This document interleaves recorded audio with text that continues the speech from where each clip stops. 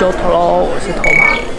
在影片开始前，别忘了先订阅我的影片哦。今天要带大家去看的是钟乳石洞，那我们先走喽。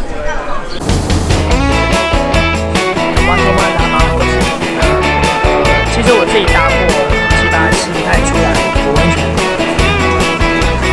待会我们将要去爬271阶梯，现在头马的位置呢是在。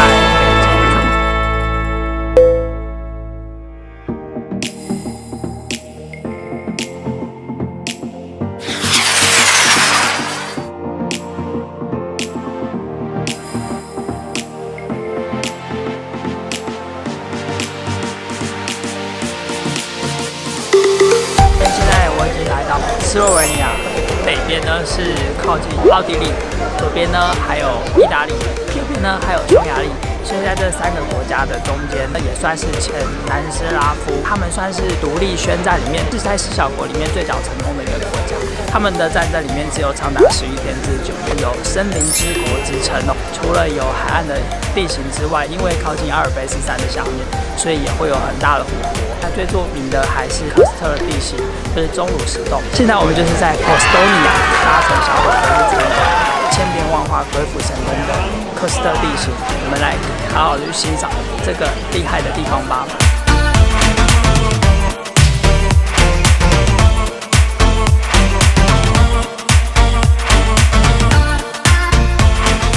现在我们要搭乘小火车，要准备上车前往3公里深的石灰岩洞，还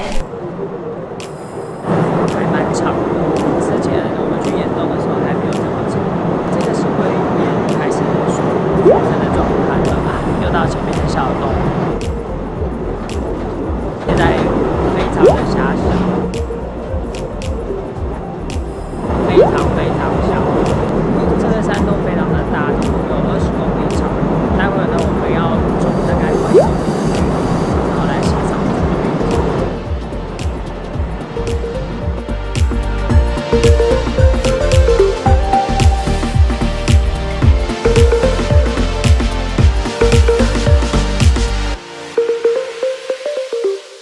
波斯多尼亚是从一位皇族在这边参观过之后呢，回去告诉更多的皇族，从此之后这里就变成他们的夏日消暑的地方。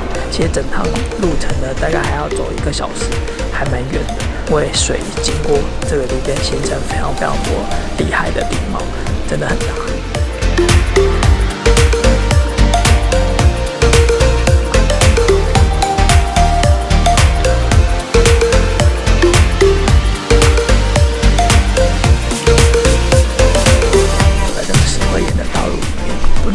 这些石灰岩其实也是有很多颜色，除了白色之外，还有红色的，因为在流的过程里面有许多矿物质是红色的，所以导致多石灰岩的颜色也会因此有点变化。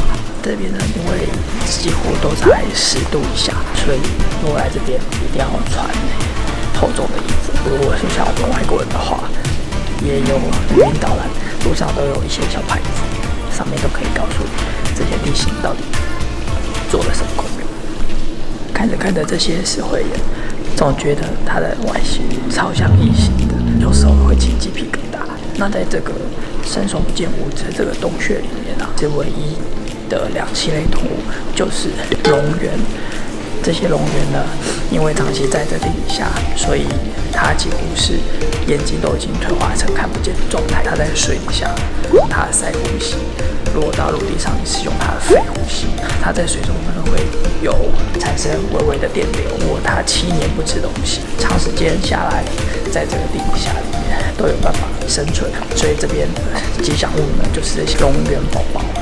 现在我们位于是整个溶洞里面的最底下这个地段，同时也是声音的回传最厉害的地方。这边每到12月的时候举办音乐会、音乐表演。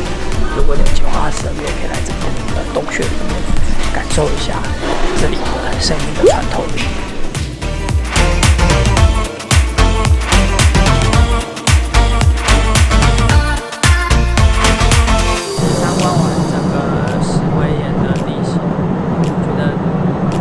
18世纪的时候，这边就被开采过来，直到